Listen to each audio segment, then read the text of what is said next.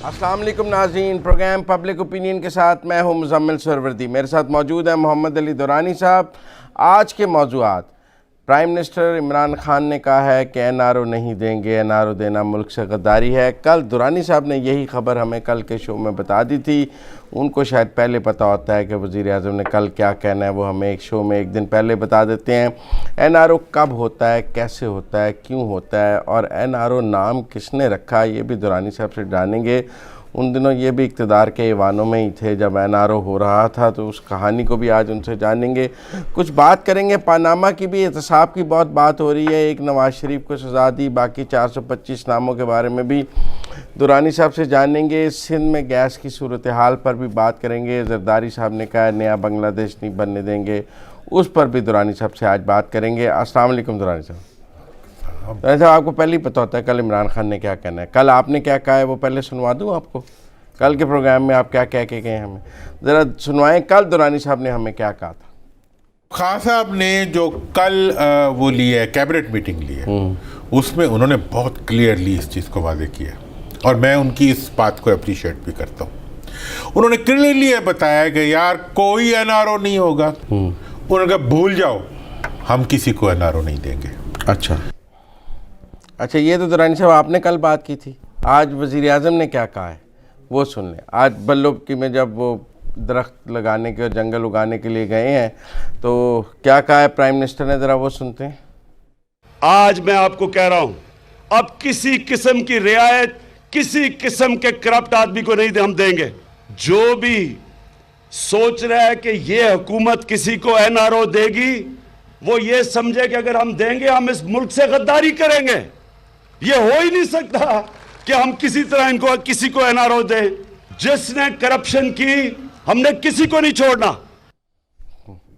آپ کو کل ہی پتہ لگ گیا تھا کہ پرائم منسٹر آج یہ تقریر کریں گے نا؟ کل انہوں نے اپنی کیبنٹ میٹنگ میں بہت وضاحت سے یہ بات کی تھی، جس سے یہ لگ رہا تھا کہ انہوں نے ذہن بنا لیا ہے۔ ذہن بنا لیا، اس سے آپ نے کل بتا دیا، آج انہوں نے قوم کو بتا دیا، آپ نے کل قوم کو بتا دیا۔ ہم آج کچھ اور بتائیں گے، ہم آج کل قوم کو بتائیں گے۔ ویسے دورانی صاحب یہ این آر او کیا ہوتا ہے؟ بسم اللہ الرحمن الرحیم۔ بڑے شور ہے اس این آر او کا۔ این آر او کا جو لفظی مطلب ہے وہ ہے نیشنل ریکنسیلیشن آرڈیننس۔ اچھا، تو اچھی قوم۔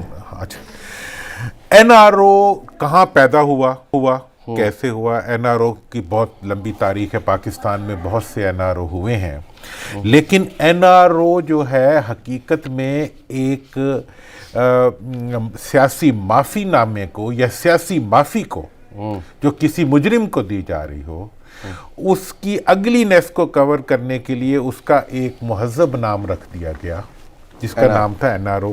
یہ واقعہ ایسے ہوا کہ جب امریکہ اور برطانیہ کے دباؤ کے اوپر مشرف صاحب کے آخری ادوار میں پیپلز پارٹی یعنی محترمہ بے نظیر بھٹو صاحبہ کے ساتھ جو تھا ان کا آپس کی امریکہ اور برطانیہ کے دباؤ میں جب ایک ایگریمنٹ ہونے جا رہا تھا، اس میں انہوں نے ڈیمانڈ کی تھی کہ ان کے کیسز ختم کیے جائیں، مشرف صاحب سے وردی کی، اور دوسری بھی کچھ ڈیمانڈز تھی جن میں سے ان پہ ابھی نہیں ہم جاتے۔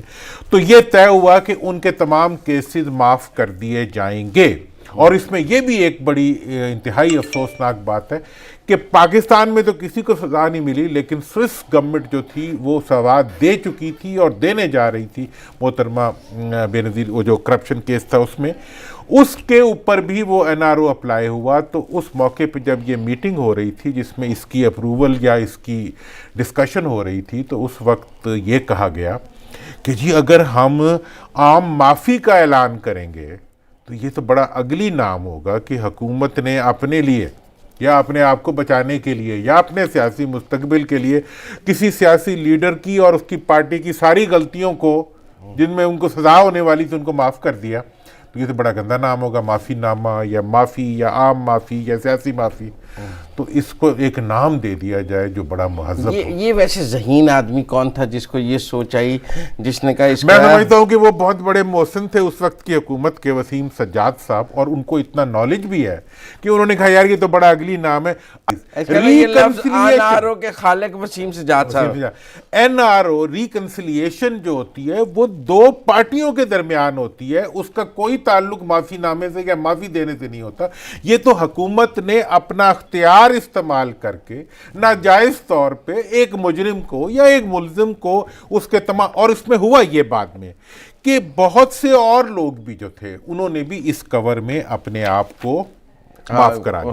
تو NRO کی تعریف یہ ہے کہ یہ ایک حکومتی بے شرمی کو چھپانے کے لیے، اچھا، ایک باشرم نام، اس کو ایک برہنہ آج اقدام آپ کچھ کو۔ حقائق سے پردہ ماضی کے جھروکوں سے اٹھا ہی رہے ہیں، یہ NRO پھر لکھا کہاں گیا؟ دیکھیں یہ NRO جو تھا اس کو انیشیٹ کیا تھا برطانیہ کے نمائندے جو پاکستان میں تھے انہوں نے، اور اس کے بعد اس کو امریکن جو ایمبیسڈر تھا وہ اس کی تحریر ہماری تاریخ کے اندر اتنی بلیٹنٹ، مطلب جسے کہتے ہیں نا کہ جی برہنہ اقدامات ہیں کہ ان کو سوچ کے بھی تکلیف ہوتی ہے کہ وہ جو ہے ان کی موجودگی کے اندر، ہمارے بڑے بڑے لوگوں کی موجودگی میں اس کو ڈرافٹ کیا گیا۔ کون پاکستانی بھی تو کوئی بیٹھا ہوگا دیکھیں جی پیپلز پارٹی کی طرف سے بھی بڑے بڑے لوگ تھے، مثلا نائک صاحب موجود تھے، فاروق نائک تھے، اچھا وہ اور سمجھدار ادھر سے کون تھے؟ اچھا مطلب کاف کی طرف سے بھی بڑے بڑے لوگ تھے، وہ میرے دوست تھے، ان کا میں نام نہیں بتاؤں گا۔ نہیں، یہ تو نام بتانا پڑے گا،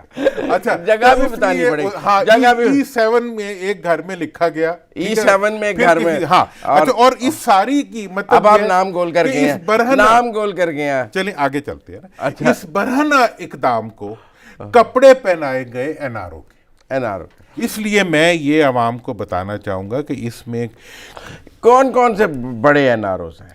دیکھیں جی NRO کا جہاں تک سوال ہے مشرف صاحب کے تو اچھا، اس میں ایک چیز اس وقت ایک نئی کرنا چاہوں گا کہ عمران خان صاحب کو کہا جاتا ہے کہ جی یہ سلیکٹڈ پریزیڈنٹ ہے، پرائم منسٹر۔ میں اس کے مجھے آج میں سوچ رہا تھا تو مجھے ایک بڑی انٹرسٹنگ تاریخی حقیقت یاد آئی کہ پیپلز پارٹی اور PMLN دونوں مارشل لاء کی گود میں پیدا ہوئے، اور دونوں نے، اور ایک اور بات ہے، اور دونوں پروان جو ہیں وہ NROs کی گود میں چڑھے۔ اب یہاں پہ آ کے NRO آ جاتا ہے، یا مثلا بے نظیر کا NRO بتا دیا، نواز شریف کا NRO، بے نظیر کا NRO مشرف صاحب سے ہوا، اور NRO جو نواز شریف صاحب کا تھا وہ بھی مشرف صاحب سے ہوا۔ ایک NRO اناؤنس تھا، دوسرا NRO چھپا ہوا تھا، 10 سال بعد باہر آیا، وہ سمارٹ جس کے تحت وہ باہر گئے۔ اچھا، ایک کے تحت ملک سے باہر گئے، دوسرے کے تحت ملک کے اندر آئے، ٹھیک ہے، دونوں نے NRO کیا، ٹھیک ہے نا جی۔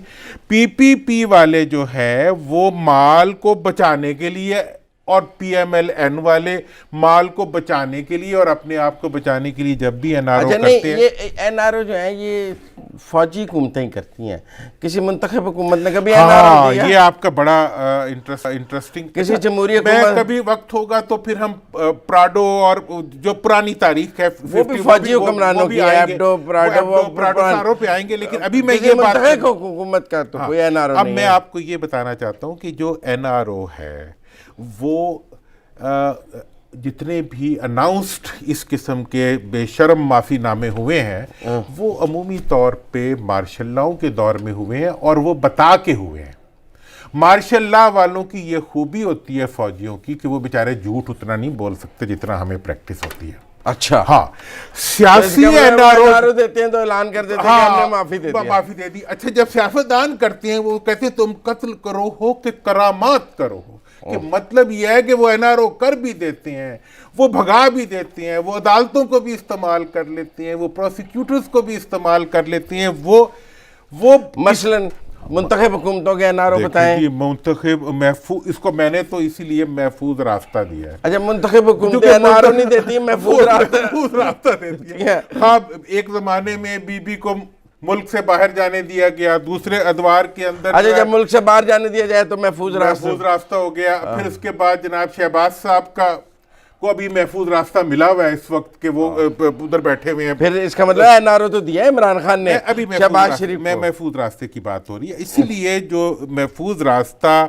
آئین کی موجودگی میں اور حکومتیں عدالتوں کو اور مختلف اداروں کو استعمال کر کے جو ہے مطلب جو منتخب حکومتیں ہیں وہ آئین اور قانون کے دائرہ کار کے اندر رہتے ہوئے محفوظ راستہ دیتی ہیں، جبکہ فوجی جو ہیں وہ نیوڈنٹلی وہ بیچارے صاف صاف کہہ دیتے ہیں، سیدھے سیدھے بندے ہوتے ہیں، وہ کہتے ہیں جی ہم نے دے دیا ان کو، ہم نے دے دیا ہم نے. اور سیاستدان وہ سارا کچھ کرتے ہیں، وہ مال بھی آج تک پاکستان کی تاریخ سیاستدانوں سے اور حکمرانوں سے یہ سوال کر رہی ہے کہ کیا پاکستان میں کوئی ایک کرپٹ ایسا ہے جس کا مال آپ نے برآمد کیا ہو؟ کیا کوئی کرپٹ حکمران ایسا ہے؟ اچھا، یہ مال برآمد پر مجھے آپ سے لمبی بات کرنی ہے، پاناما پہ بھی بات کرنی ہے. میں ہمیشہ یہی کہتا ہوں کہ ہمیں سزا نہیں چاہیے، ہمیں مال چاہیے. چلیں اس پہ بات کرتے ہیں ذرا واپسی پہ. ناظرین ہم واپس آئیں گے تو ذرا درانی صاحب سے پوچھیں گے کہ پاناما میں نواز شریف کو تو سزا ہو گئی، جو باقی 425 لوگ تھے ان کا کیا بنا؟ ذرا ملتے ہیں بریک کے بعد.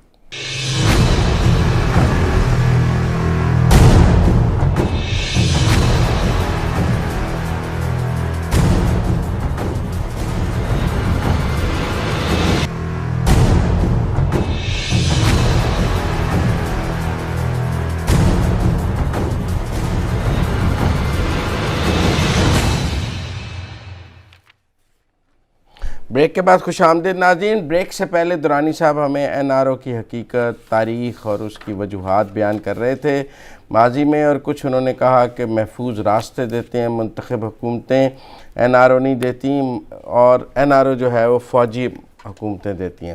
درانی صاحب یہاں تک تو میرا خیال ہے ناظرین کو آپ کی بات سمجھ آ گئی ہے کہ فوجی حکومتیں این آر او دیتی ہیں اور سیاسی منتخب حکومتیں جو ہیں وہ سیاسی محفوظ راستے دیتی ہیں. اس میں محفوظ راستوں کی چند میں ایک چھوٹی سی لسٹ گنا دیتا ہوں آپ کو کہ مطلب زرداری صاحب نے جب حکومت آئی تھی 2008 میں تو انہوں نے پی ایم ایل این کو پنجاب میں محفوظ راستہ دیا تھا اور ان کی حکومت بننے دی تھی. اس وقت زرداری صاحب نے امریکہ کو بھی محفوظ راستہ دیا تھا اور محفوظ راستہ دے کے بلیک واٹر کو یہاں لے آئے تھے اور یہاں سے ان کو بھی لے گئے تھے. اسی طرح میاں نواز شریف صاحب کی جب حکومت آئی تو انہوں نے مشرف صاحب کو سیف پیسج دیا اور ملک سے باہر جانے کا اہتمام کیا.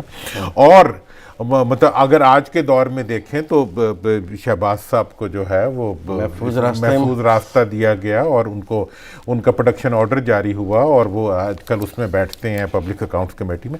تو حکومتیں جو رہتی ہیں وہ مطلب سیاسی محفوظ راستے جو ہے وہ دیتی رہتی ہیں، لیکن وہ کہتے ہیں علیمہ باجی کو بھی محفوظ راستے. دیکھیں جی، جہاں تک علیمہ باجی کا محفوظ راستے کا تعلق ہے تو اپوزیشن کا یہ موقف ہے کہ آپ جتنی مرضی علیمہ باجی کو محفوظ راستے دے دیں تو ہمیں کوئی اعتراض نہیں ہے. اگر آپ ہمیں این آر او نہیں دیں گے تو پھر ہمیں اعتراض ہے. مطلب وہ جب یہ کہتے ہیں کہ این آر او نہیں ملے، دونوں کو ملنا چاہیے، مطلب یہ ہے کہ ہمیں بھی تسی بھی کھاؤ تو سانو بھی کھان دیو، یا پھر تسی بھی نہ کھاؤ، یا تسی بھی نہ کھاؤ. یا دیکھیں جی، یا کھاؤ یا نہ کھاؤ، وہ تو پھر جاؤ. میں نے پہلے بھی کہا ہے جائیں آپ نیب میں اپنے سارے کے سارے جو ایویڈنس ہے وہ لے کے جا کے نیب میں کیس بنائیں. موجودہ حکومت سے بھی یہ گلہ ہے کہ انہوں نے ابھی تک نیب میں کوئی کیس نہیں بھیجا، پرانے کیسوں کو ہی چلا رہے ہیں. اسی طرح اپوزیشن کو تقریریں نہیں کرنی چاہیے. 6 ماہ میں اس حکومت نے ابھی تک کوئی ایک کیس نہیں بنایا، ایک کیس نہیں بنایا. نیب کا اپنا یہ حال ہے کہ اتنے کیسوں کے نیچے دبی ہوئی ہے کہ ان کے کورٹس کم ہیں اور کیس زیادہ ہیں.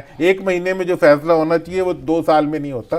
تو یہ سارے جو شارٹ کمنگز ہیں اکاؤنٹیبلٹی کی، ان کو بھی کور کرنا چاہیے. لیکن میں یہ کہنا چاہتا ہوں حکومت سے بھی اور اپوزیشن سے بھی کہ اگر آپ کو کوئی اعتراض ہے، تقریروں میں ہمارے کان نہ کھاؤ. پارلیمنٹ کو عوام کے خرچے کے اوپر جمعہ بازار نہ بناؤ، بلکہ نیب میں جا کے اپنے کیس کو لے کے جاؤ. دونوں کے لیے نا یہ بات، آپ کی گورنمنٹ کے لیے بھی ہے نا، دونوں کے لیے. اچھا نہیں، اب آپ دیکھیں نا، وہ کہتے ہیں ٹارگیٹڈ احتساب بھی نہیں ہونا چاہیے.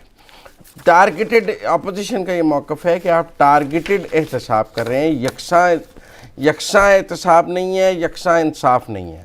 مثلا اس میں پاناما میں بھی مطلب آپ سمجھیں، وہ کہتے ہیں 425 نام تھے، ایک کو سزا ہوئی. دیکھیں جی، آپ اس پہ پاناما پہ آتے ہیں، لیکن یہ جو ٹارگیٹڈ احتساب ہونا چاہیے نہیں. اگر میرا ہو جائے تو ٹارگیٹڈ ہے، اگر آپ کا ہو جائے تو جائز ہے. یہ باتیں غلط ہیں. احتساب ہوتا ہے، ہونا چاہیے. میں تو احتساب بھی وہ احتساب چاہتا ہوں. دیکھیں پاکستان کی 70 سالہ تاریخ جو ہے وہ سیاہ ماتم کر رہی ہے اس بات کے اوپر کہ آج تک اس ملک میں کسی حکمران سے کوئی مال مسروقہ برآمد نہیں کیا جا سکا، اس کے باوجود موجودہ صاحب کا کسی سے بھی نہیں۔ تو اگر یہ حکومت بھی مال مسروقہ برآمد نہیں کرے گی، صرف تقریریں برآمد کرے گی، تو ٹھیک ہے، ہم ایک دن پہلے بتا دیں گے، وہ ایک دن بعد کہہ دیں، لیکن بات وہیں آ جائے گی۔ اب آ جائیں آپ اس کی طرف ذرا، پاناما کی طرف، کہ پاناما آف شور کمپنیاں، یہ سارے کا سارا 400 کتنے نام؟ 25 نام، یہ میرے پاس ہے لسٹ، اسکرین پہ بھی چل رہی ہوگی، 425 نام، جس کے اندر کوئی ایسی پولیٹیکل پارٹی یا پرومیننٹ پاکستان کا بندہ نہیں ہے۔ کتنے آپ کا خیال تھا کہ جس نے 10 کروڑ کما لیے اس نے آف شور کمپنی پاناما میں؟ تھوڑی دیر پہلے ناظرین یہ کہہ رہے تھے کہ مجھے لگتا ہے یہ سارے نام دیکھ کے کہ جس نے 10 کروڑ کمائے اس نے ضرور پاناما میں بنائی ہے۔ جناب دو چیزیں میں کلیئر کر دوں کوئکلی، آپ کچھ کہہ رہے ہیں؟ یہ آف شور اور پاناما میں بھی فرق؟ اچھا ہاں، یہ پہلی ضروری ہے۔ دیکھیں آف شور کے بارے میں، آف شور کمپنی ہونا مطلب یہ ہے کہ میں نے یہاں پہ اتنا اچھا بزنس کر لیا کہ میں جا کے انگلینڈ میں بنا لیتا ہوں، میں جا کے ملائیشیا میں بنا لیتا ہوں، آف شور کمپنی میں کوئی برائی نہیں ہے۔ لیکن پاناما میں جو کچھ ہوا ہے وہ شیل کمپنیز ہیں، مطلب یہ ہے کہ میں نے اپنی پیسے کو لگانے کے لیے ایک فرضی اینٹیٹی بنائی جس میں مجھے پاناما اور ورجن آئی لینڈ اور برٹش ورجن آئی لینڈ اور دوسری جگہوں کے اندر سیف ہیونز پرووائڈ کیے گئے، جہاں پر بیٹھ کے میں نے اپنے چوری کے مال کو ایک ڈبے میں بند کیا اور اس ڈبے کو ایک اور ڈبے میں بند کیا۔ آپ کہہ رہے ہیں 425 لوگوں نے اپنا چوری کا مال ایک ڈبے میں بند کر کے اس کو ایک اور ڈبے میں ڈال کے اس کے اوپر پتہ ہے اس میں کتنے بڑے بڑے نام ہیں؟ جتنے مرضی بڑے نام ہو۔ میں آپ کو ایک اور بات بھی بتانا چاہتا ہوں، یہ 15 نام یہاں میرے پاس بھی پڑے ہوئے ہیں، جو ہے stolen asset recovery initiative World Bank اور اس کا international centre for asset recovery, international association for asset recovery, transparency international financial action task force, organisation for security and cooperation in Europe, اچھا جی U4 اینٹی کرپشن، اس کے علاوہ 6 اور، یہ سارے ادارے جو ہیں یہ UN اور پوری دنیا نے بنائے ہیں پاکستان جیسی حکومتوں کی مدد کرنے کے لیے کہ وہ اپنا مال مسروقہ، اپنے پولیٹیکلی ایکسپوز پرسنز کا مال مسروقہ واپس لانے کے لیے ان سے تعاون کریں۔ مجھے حکومت بتائے کہ اس نے ان میں سے کن کن کمپنیز کو آج تک اپروچ کیا ہے۔ وہ ایک مشیر تو بنائے ہیں احتساب کے لیے انہوں نے، جن کا یہ کام ہے، وہ پریس کانفرنس بھی کریں، لیکن مجھے کسی سے کوئی غرض نہیں ہے، جو کوئی بنا ہے اللہ کرے 4 اور بن جائیں۔ میں یہ جانتا ہوں کہ انڈیا نے ایک رام جیٹھ ملانی کے ایک کیس کے اوپر، جو میں نے بھی کیا تھا پاکستان میں اور انڈیا میں بھی رام جیٹھ نے کیا تھا، اس کے اوپر اب تک 9000 بلین انڈین روپیز جو ہیں، یعنی کہ تقریباً 35-40 ارب ڈالر جو ہے انڈیا کی صرف عدالت کے ایک اسپیشل انیشیٹو کے ذریعے واپس آ چکے ہیں، اور جتنوں کے نام پاناما میں آئے ہیں ان ساروں کے اوپر انہوں نے ٹیکس انیشیٹو لیا ہے۔ اس کے علاوہ انگلینڈ نے، امریکہ نے، you name a country, Swiss government کو پابند کیا ہے کہ آپ وہ نام دیں جن کے وہاں پہ بینک اکاؤنٹ۔ تو ہم نے کیوں نہیں کیا؟ آج تک نہ ہماری جوڈیشری نے کیا، ایک GIT بنائی نواز شریف کو ڈسکوالیفائی، اس کے بعد 425 لوگوں کے لیے کچھ نہیں کیا۔ اب یہ ہے جناب، میں آپ کو یہ بتانا چاہتا ہوں کہ یہ پوری دنیا جو ہے وہ اس سلسلے میں آپ کے ساتھ تعاون کرنے کے لیے تیار ہے۔ ہمیں تقریریں نہیں چاہیے، جانے نہ جانے گل ہی نہ جانے، باغ تو سارا جانے ہیں۔ اب بات اتنی سی ہے جناب کہ یہ پاناما میں جن کے نام آئے ہیں، اس کے علاوہ جس نے پاکستان سے باہر اپنا پیسہ رکھا ہوا ہے، آپ ہر منٹ بعد پاکستان کے اندر ایک ایمنسٹی آ جاتی ہے کہ جی اپنا پیسہ سفید کر لیں۔ مطلب یہ ہے کہ جب انڈیا جو ہے وہ 30% ٹیکس لے، برٹن جو ہے وہ 40% ٹیکس لے، امریکہ جو ہے وہ 35% ٹیکس لے، انڈیا جو ہے وہ 25%، ہم 2 اور 5 کے اندر بھی کسی کو ضرورت ہی نہیں ہے۔ انہیں پتہ ہے کہ پاکستان کا ہر پاور سینٹر، پاکستان کی ہر طاقتور انسان، پاکستان کا ہر طاقتور مطلب جو قوت رکھتا ہے، ہر شعبہ مکاتب فکر سے، سیاستدان، بزنس مین، میڈیا ٹائکون، کس کا نام نہیں ہے اس میں؟ سب کے ہیں، سب کے ہیں۔ دیکھیں جناب، یہ سب کے نام جو ہیں یہ اس کے اندر ہمارا منہ چڑھا رہے ہیں، اور میں خان صاحب سے بھی درخواست کرنا چاہوں گا، میں حکومت سے بھی درخواست کرنا چاہوں گا، خدا را ہم تقریروں سے تھک گئے ہیں، ہم اعلانات سے تھک گئے ہیں۔ کوئی 5 روپے کا $5 का नोट ही हमें दिखा दे जो क्या? किसी से माले मसरूका बरामद हुआ हो। कोई $10, कोई $20, कोई $1000, केस तो बनाए, कोई केस तो रोज बनाए। कहते हैं 1500 अरब की करप्शन हो गई, 700 अरब की हो गई, और केस नहीं बनाते और हैं। हर रोज जो केस है नहीं बनता। चैनल्स पे बैठ के मुख्तलिफ हमारे दोस्त जो है वो बताते हैं कि इतने खरब की करप्शन हो गई, इतने अरब की करप्शन हो गई, फलां ने इतना लूट लिया, फलां के ऊपर इतने केस का नहीं मुकदमा बनाते बन गया, केस भी बन गया, केस नहीं तो बनाते। फिर भी बरामद ना इस कुछ हुआ। हुकूमत ने कोई केस नहीं अभी बनाया। तक मैं नैब से भी ये दरखास्त करूंगा कि तमाम प्रॉपर्टीज जिनकी बाहर में है उनकी प्रॉपर्टीज को तो अटैच कर दें केसेस के साथ, ताकि वो तो रिकवर हो सके। मतलब ये है कि कुछ भी नहीं, मैं गरीब आदमी हूं, मुझे $10 का एक नोट ही दिखा दें जो आपने किसी डाकू से बरामद किया हो, चूंकि जब तक बरामदगी नहीं पड़ेगी तब तक उस वक्त तक सियासी एलिमिनेशन नहीं होगी। वो बंदे जिन्होंने जेलें भुगती हैं और उनसे आपने माल नहीं बरामद किया, उनको अवाम रिजेक्ट नहीं करेंगे। जिससे $5 बरामद हो गए, जिससे $5 करोड़ रुपए बरामद हो गए, जिससे $5000 बरामद हो गए, वो बंदा कहीं दुनिया में मुंह दिखाने के काबिल नहीं रहेगा। तो इसलिए अवाम ये चाहते हैं कि माले मसरूफ का बरामद करें, आप जेलों में रख के उनको भूत जिन और हमारे हीरो ना वो ना बनाए। इसलिए जनाब ये जो मेरी दरखास्त है, और आजकल ये बीमारी का बहुत ये issue मैं है। आपको देखिए, अब बीमारी जो है, बीमारी अल्लाह ताला हर एक को सेहत दे, ठीक है जी। अब मियाँ साहब का आप सुन लें कि मियाँ साहब ने जब ये देखा कि जी अपना शहबाज साहब कब्जा करते हैं, वो अपनी डील से ही पीछे हट गए। उन्होंने कहा जी नहीं, मैं नहीं जाता बाहर। वो भी हट गए और इमरान खान भी अच्छा हट जी, गए। जब वो हटा तो फिर खान साहब को भी गर्म होना पड़ा, तो उन्होंने भी कहा अच्छा तुम हटते हो तो फिर अब तुम्हारी मतलब मुझे इसलिए ये जो सारी सिचुएशन है, इसके अंदर मैं ये कहूंगा कि एनआरओ डीलों से हम तंग आ चुके हैं। हमें माल चाहिए, अपना माल चाहिए, अपना लूटा हुआ माल। चले मुझे ब्रेक लेनी है नाज़रीन, ब्रेक के बाद वापस आएंगे। तो मुल्क में गैस का बहुत बहरान है। एक तो बिल बहुत ज़्यादा आ रहे हैं, दूसरा गैस मिल नहीं रही, ना पंजाब में ना सिंध में। कुछ सिंध में सीएनजी स्टेशन और गैस के आज बहुत शोर है, उस पर बात करेंगे। मिलते हैं ब्रेक के बाद।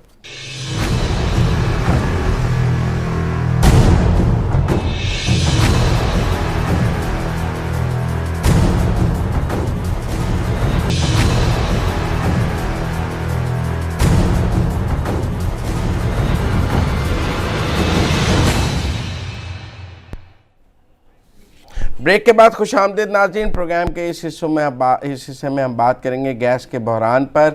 हमारे प्रोड्यूसर साहब ने एक रिपोर्ट भी बनवाई है कराची से गैस के बहरान पर। दुरानी साहब पहले रिपोर्ट देख लें, फिर बात करते हैं। ज़रा रिपोर्ट देखते हैं कराची में और कराची में गैस के बहरान के हवाले से।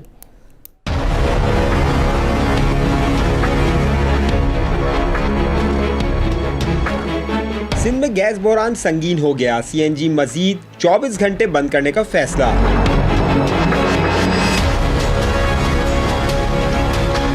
सीएनजी स्टेशन आज नहीं खुलेंगे। तर्जुमान सुई सर्दन गैस के मुताबिक घरेलू और कमर्शियल सारिफिन की तलब को पूरा करने के लिए सीएनजी मजीद 24 घंटों के लिए बंद करने का फैसला किया गया है। सिंध में सीएनजी स्टेशन अब 34 के बजाय 58 घंटों के बाद खुलेंगे। गैस की गैर एलानिया बंदिश के बायस सनती एरिया शदीद मुतासिर और सीएनजी स्टेशन बंद होने से पब्लिक ट्रांसपोर्ट में सफर करने वाले शहरी भी परेशान। शहरियों ने सीएनजी बंदिश पर शदीद गुस्से का इजहार करते हुए कहा कि गैस बंदिश आवाम को सताने का एक नया हथकंडा है। दूसरा दिन है सीएनजी बंद है, हम गरीब बंदा है, घर का किराया भरे या अपना पेट पाले, क्या करें हम। बहुत मुश्किल है सर, गाड़ियाँ बंद हो जाती हैं, रिक्शा वाले उठाते नहीं हैं, पैसे ज़्यादा मांगते हैं, बुकिंग के लिए जो तो भी पैसे ज़्यादा मांगते हैं। शहर कायद में एक बार फिर गैर एलानिया गैस की बंदिश के बायस सनतों का पहिया जाम हो जाने से मालिकान को नुकसान उठाना पड़ रहा है। गैस की बंदिश के सबब मुख्तलिफ इलाकों में घरेलू सारिफीन भी ज़हनी अजियत का शिकार हो गए हैं।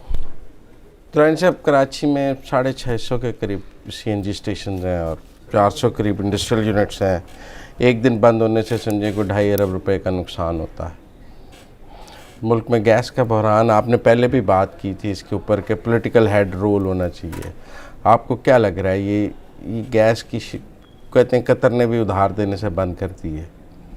देखें, सिंध जो है एक गैस के मामले में एक हसास इलाका है। पाकिस्तान में 2900 मिलियन क्यूबिक फीट गैस रोज़ाना जो है सिंध पैदा करता है, ठीक है ना। उसको सबसे पहला हक उसके ऊपर सिंध का है।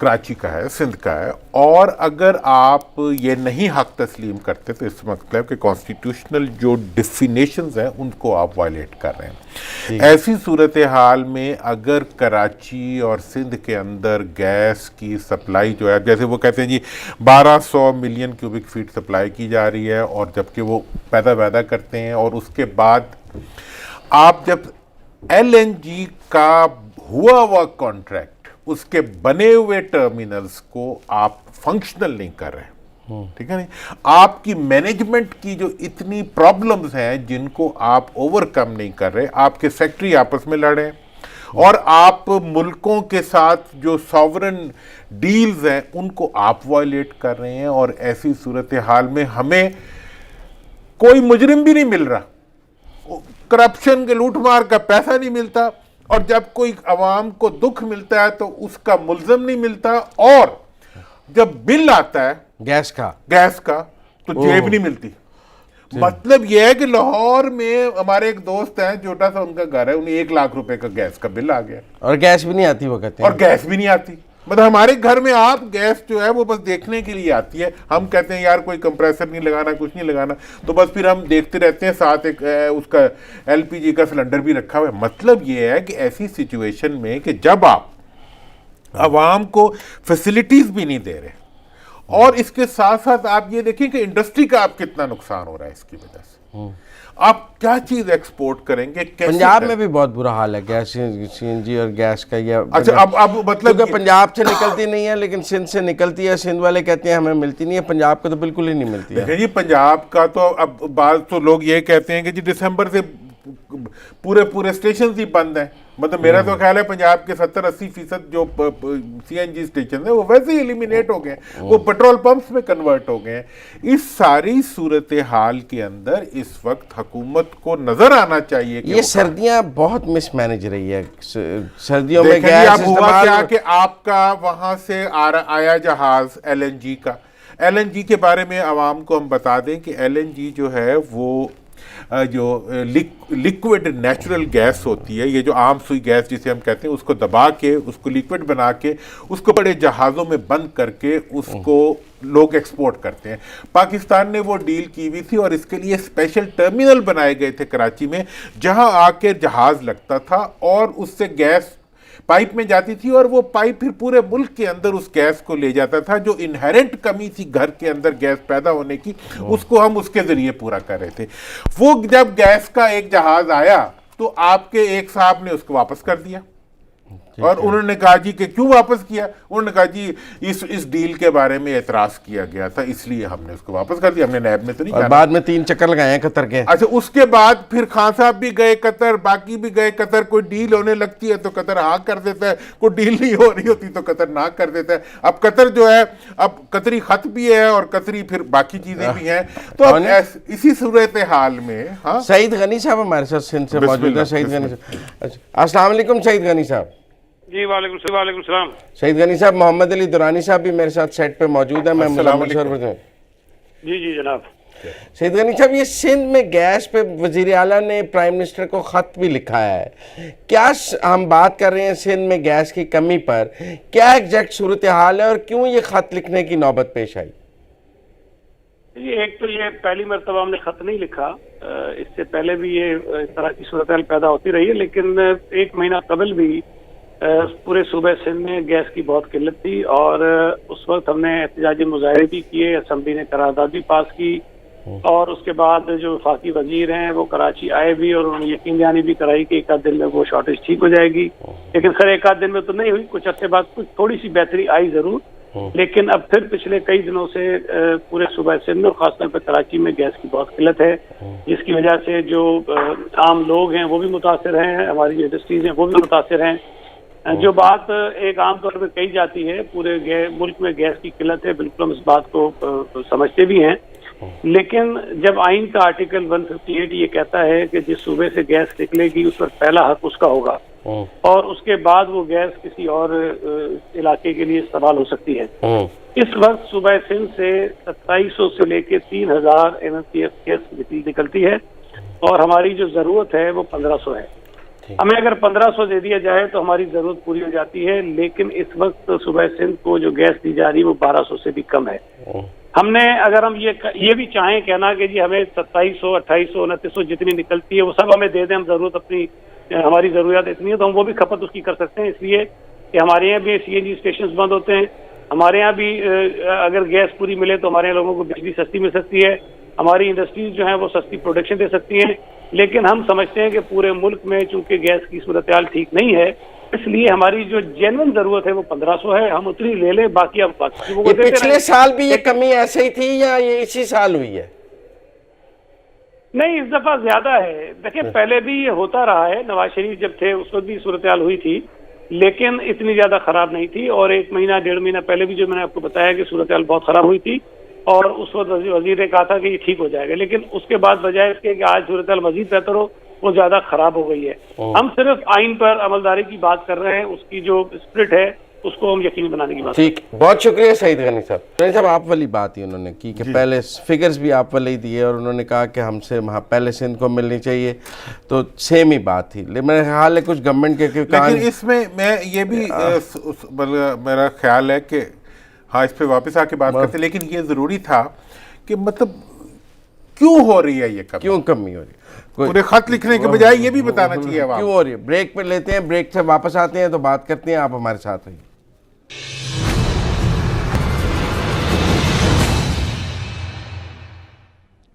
بریک کے بعد خوش آمدید ناظرین۔ دورانی صاحب ہم گیس پہ بات کر رہے تھے، اس کو ذرا وائنڈ اپ نہیں کر سکے، بریک کے بعد بریک پہ جانا پڑا ہمیں۔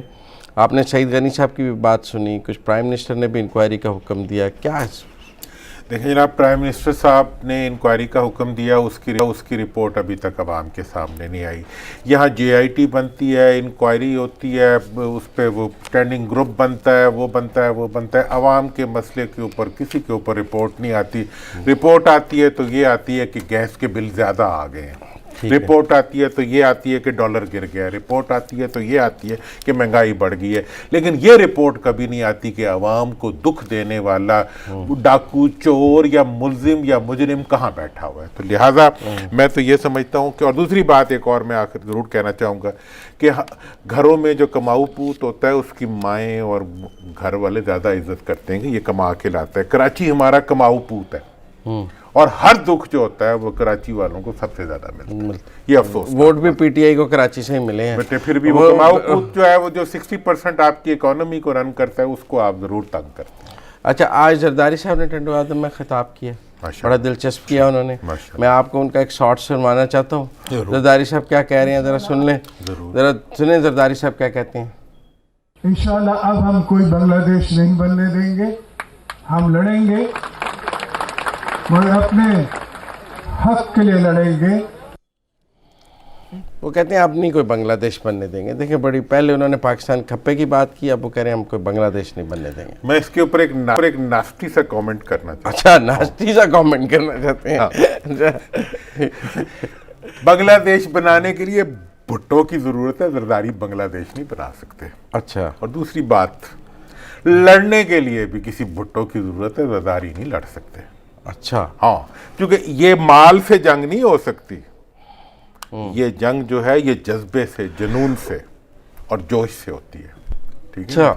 اور اس سچویشن کے اندر میں زرداری صاحب سے یہ کہتا ہوں کہ یہ جو ایٹ این اینگل رکھ کے بات کرنا ہوتا ہے، ایٹ این اینگل دھمکی دینا، بنگلہ دیش کو آپ کیوں اس وقت یاد کر کے ہمارے بھی دکھ چھیڑنا چاہتے ہیں، اور آپ کے اوپر بھی پھر کچھ الزامات آ جائیں گے، آپ کے جن کا آپ کھٹی کھا رہے ہیں ان کے اوپر بھی الزامات آ جائیں گے، اس لیے آپ دھمکیاں نہ دیں، آپ مال دیں۔ دوسری بات یہ ہے کہ آپ وہ جو گواہ ہے وہ آگے انٹرپول سے، ہاں، مطلب یہ ہے کہ آپ اس ملک کو لوٹنے کے اسباب کو ختم کریں، آپ جو ہے اس ملک کی ترقی کے اندر کوئی کردار ادا کریں، اور دوسری بات یہ ہے کہ اگر آپ نے یہی بتانا ہے عوام کو کہ جناب اب آپ کا اس وقت بنگلہ دیش نہیں بننے دیں گے، کہنے سے کیا مراد ہے کہ ہم بنگلہ دیش بنا بھی سکتے ہیں، انڈائریکٹ تو بات یہی ہے نا۔ اب یہ بات کرنا ایک ہلکی بات ہے،